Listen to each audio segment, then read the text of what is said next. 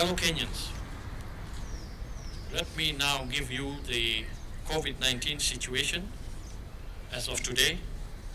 Over the past 24 hours, we have tested 2,892 samples, of which 72 tested positive for coronavirus.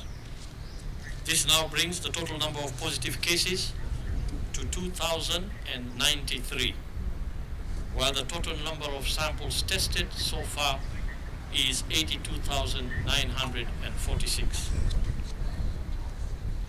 If we break down the distribution of these 72 positive cases by county, the picture is as follows.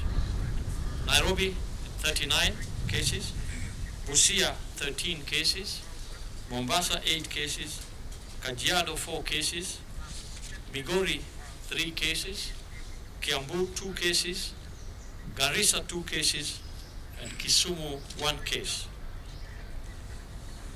The cases are distributed in the sub-counties as follows. The 39 cases in Nairobi are from Kibra, 16, Embakasi South, 8, Ruaraka, 5, Westlands, 5, Langata, 2, Embakasi West, Starehe, and Dagoretti North, 1 each. In Mombasa, the 8 cases are from Mvita, 2, Changamwe, 2, Kisauni, 2, and Likoni and Nyali, 1 each. The 4 cases in Kajiado are from Namanga Border Point, 3, and Kitengela, 1. In Migori, all the 3 cases are from Isabania Border Point, while the 2 cases in Kiambu are from Githunguri. In Garissa, the 2 cases are from Garissa Town, while in Kisumu, the 1 case is from Kisumu Central.